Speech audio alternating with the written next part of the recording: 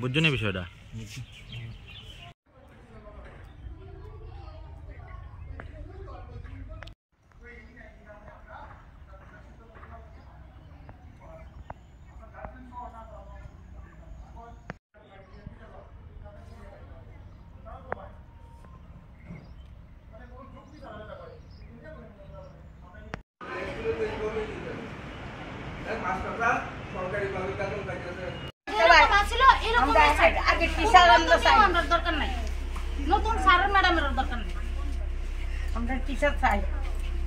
আমাদের স্কুল থেকে হঠাৎ করে এরা একটা জুম মিটিং করিয়া করেছে আমরা স্কুলে আইতাম না, আইলেও আমরা বেতন পাইতাম না।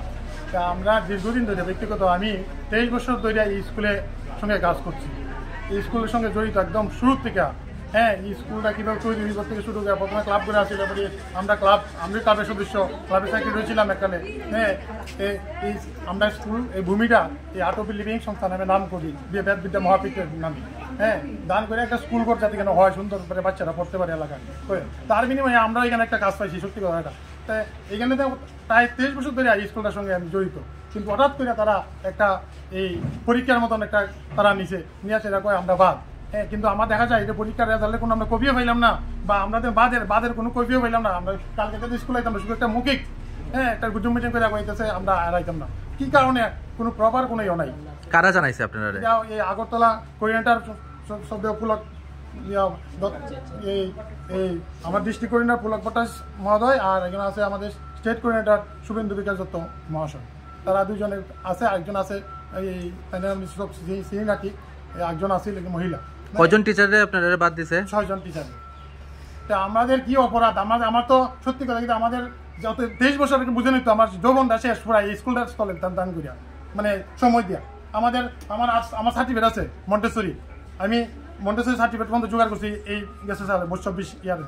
আমার মন্টেসরি সার্টিফিকেট আছে, একজন আছে বিএড সার্টিফিকেট আছে, তাদের পর্যন্ত বাদ দেওয়া হয়েছে। আচ্ছা, আপনার স্যালারিটা কত? আমার স্যালারিটা দিত 4060 টাকা। কত? 4060।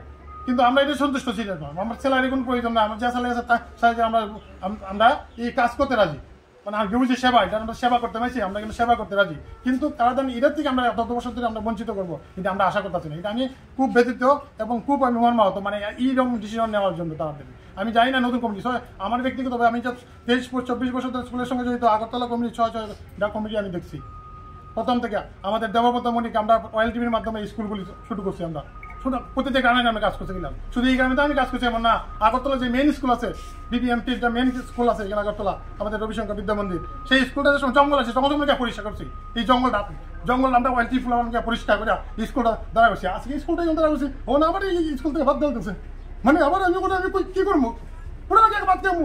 এখানে আমার এটাই আমার কুসংস্কার আছে, কিন্তু তারা এই কাজটাই আমার করলো। আমার মানে সার্টিফিকেটের কথা বলছিলাম, আমরা সার্টিফিকেট জোগাড় করছি, মন্টেসরি সার্টিফিকেট জোগাড় করছে, কেউ বিএড সার্টিফিকেট জোগাড় করছে, তারপরে তারা বাদ দিছে। ওখানে আমরা কই দেবো এরকম একটা ডিসিশন? কেন আমাদের যে লোকাল কমিটি আছে, যে স্কুল কমিটি, তার সঙ্গে কোনো আলোচনা নাই, এলাকার প্রধান আছে তার সঙ্গে কোনো আলোচনা নাই। আমাদের ক্লাব কমিটি যে ভূমিদান করছি, আমি নিজের সঙ্গে আসলাম ভূমিদান করছি, দেবব্রত ভূমিকা নামে, তারপর বিবিএমপির পক্ষে আমরা দান করছি ভূমিটা, পুরা এই স্কুলের জমিটা, তারা সব কিছু আমরা দিছি। আজকে দেখেন এই তারা এসে এই যে ঘরটা, এটা গার্জেনশিপ পঞ্চায়েতে যাই আমরা ব্যক্তিগতভাবে গিয়া টিচারটা লইয়া কই আমার স্যার আমাদের গার্জেনশিপ দেন, পঞ্চায়েত আমার দিছে।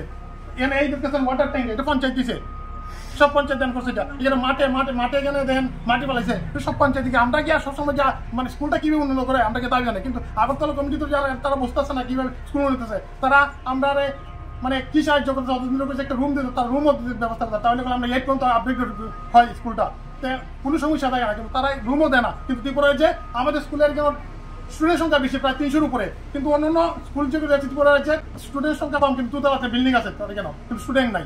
আর আমাদের স্টুডেন্ট আছে তখন আমার টিচারের বাদ, সব বাদ। আচ্ছা, আপনি কি চাইতেছেন তাহলে? আমরা চাইতেছি আমরা যাতে পুনরায়